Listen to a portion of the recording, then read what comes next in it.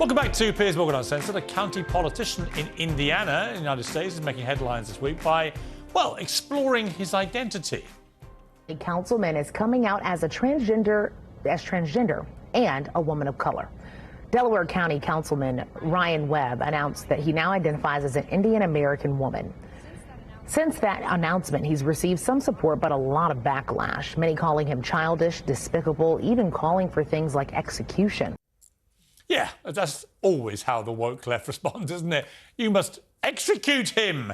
Now, he issued a statement after the furore, Ryan Webb. He said, after much consideration, I've decided to come out and finally feel comfortable announcing my true, authentic self. This is Ryan Webb. He said, it is with great relief that I announce to everyone that I identify as a woman, not just any woman, but as a woman of colour as well. I guess this would make me gay lesbian as well, since I'm attracted to women. Whew, that felt good to finally get back out there and start living my life as my true self. Well, Miss Webb's statement has not been met with the empathy and gushing support normally extended by the woke community. Some have even demanded that he resign. They resign. Feel that he has basically made a hate speech in this post on April 11th. And I feel that he should resign. And if he doesn't, I would look at county council to talk to legal and see what they can do about removing him, because he has created some hate and discord and divide with the transgender population here in Muncie. He must be executed, he must be cancelled, he must be fired. It's the usual predictable response to what was obviously a joke, but it was a smart joke, because actually what it did was expose the farce of limitless self-identity. I myself identified on International Women's Day as a black lesbian. Why shouldn't I be able to, if you can identify as anything you want? Esther's cackle when I said that went around the world. Well, Ryan Webb joins me now, alongside TalkTV's Nicola Thorp and Esther Krakue, as I just said. Well, Ryan, thank you for joining me. So I did chuckle because I had a similar thing myself, which you may or may not have heard about, when I did a similar stunt. But you were making the same point, I think, which is, if we really want to have a world where anyone can identify as anything, well, why shouldn't you be able to identify as a woman of colour? Well, Piers, you're absolutely right. And I appreciate it. I want to thank you for bringing me on the show. And as a fellow lesbian woman of color, I feel we have a deep connection here. But you're right. They've laid the groundwork. They set it up where anybody can be anything that they want just by simply declaring it.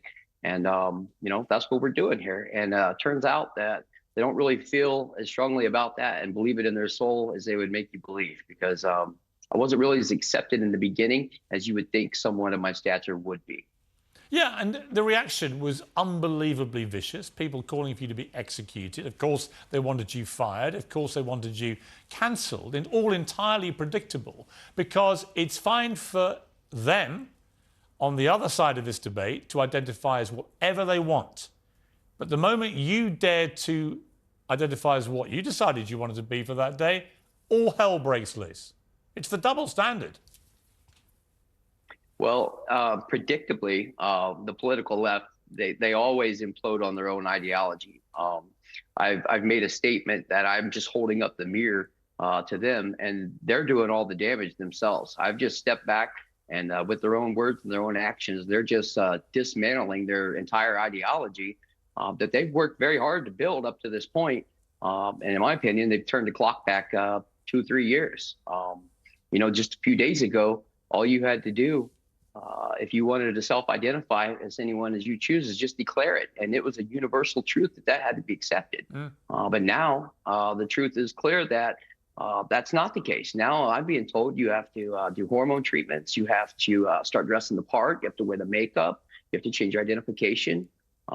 So, you know, they've turned the clock back on their own movement a few years. And it's disappointing to see them give up so quickly on something that they said they believe in so strongly. You know what, Ron? I had to chuckle watching genuine news reports having to report this legitimately, because how else could they do it without obviously disrespecting you, without respecting your right to self-identity, which it just made me laugh. Ryan, I appreciate you joining me for Piers Morgan Uncensored.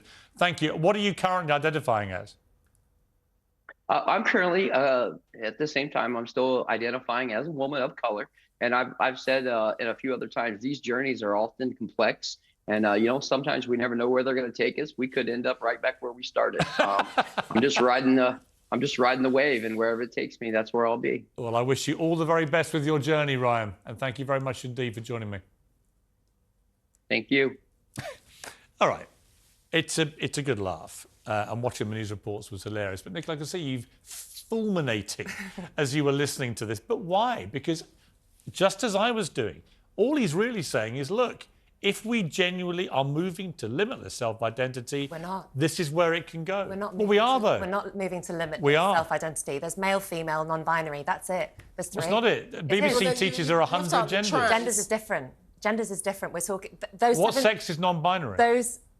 But somewhere between male and female. It's not, though, is it? That's not non-binary. There are over 100 gender identities. No, okay, non-binary is not... there are. Non-binary is not biological sex. The BBC and various other outlets have said, I hear the 72 genders quite often. That's just 72 different ways of describing something. You could also argue there's only 3 colours.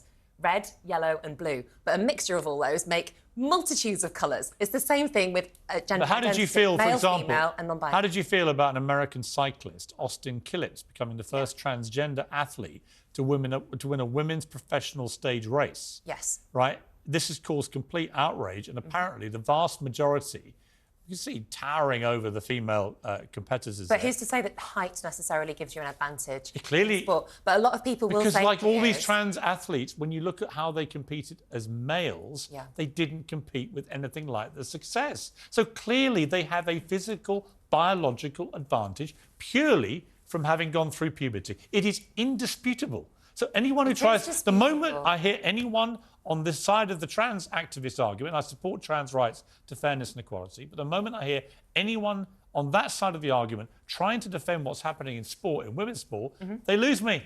Because you're denying biological facts. But do you know how many trans athletes that have competed in the Olympics? One. OK, so here's what you do with the Olympics. Let's remove any specific gender from Olympic qualification. OK.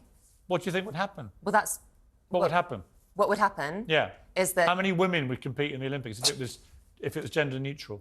Probably just as many women would compete, but on certain sports, they wouldn't. They wouldn't qualify. No women would qualify. Okay. Apart from equestrian and shooting, I think. Everything else. But you're taking it. Nicola. Here's my point. Your argument, but there is a reason we separate the sexes in sport. There is absolutely, yes, because men, generally speaking, because are stronger it's unfair, and more. Because it's unfair on women. Yes. Wouldn't win any medals. Yes, because it's unfair on women. So why is it fair for people who are biological males to put their hand up and say I'm a woman and compete against biological females? Because you're being disingenuous. It's cheating. They don't have to put their hands up and say I'm a woman. They have to transition for 2 years, and for 2 years they have to be on hormone replacement therapy. Can I ask a question about that? Esther. Because I feel, how is this in line with anti-doping legislation? Because on one hand, you have people like Serena Williams who actually failed a drug test for taking too much aspirin, but you're allowing biological males to pump their bodies full of all sorts of hormones, so their testosterone levels, which is not all women are, by the way, we're much more than just testosterone. Exactly, I agree with you. To be within a certain range.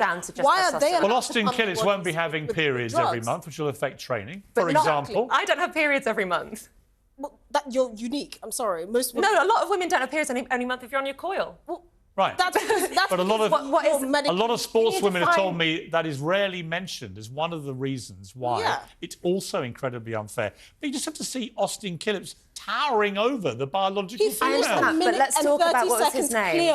Ryan Webb. You know, Piers, that Ryan Webb is not being genuine, and that's why the people on the left, such as myself, what is the standard of genuine? No, he's genuinely sending up the hypocrisy. He's sending up the hypocrisy, as you were saying. You know, I want to identify as a black lesbian. Blah, blah, blah. Okay, so nobody is saying that you can identify as a different race or you can identify as... Even though it's more logical. Why can't Because race actually is a spectrum. Exactly. Sex isn't. I actually had my DNA done, and I discovered I had no English DNA whatsoever, mainly Celt, so it was like Scottish, Irish, a lot of Irish. But then this is genuine. No, but hang on, I had 6% Middle Eastern. Yes. So am I an Arab? Yeah. 6% of you is. I could identify as Arabic.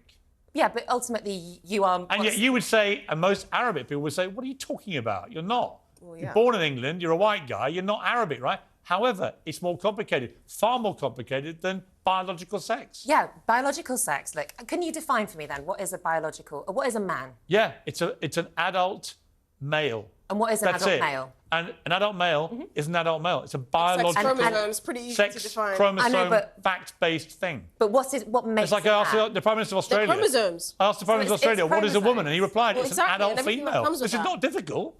But what defines a man? Huh? The chromosomes. Take What do any they cell have? in a male's body. And what are the male you can chromosomes? Let's play the Prime Minister of You can Australia. Here we are, identify it look. very easily. What is a woman, Prime Minister? An adult female.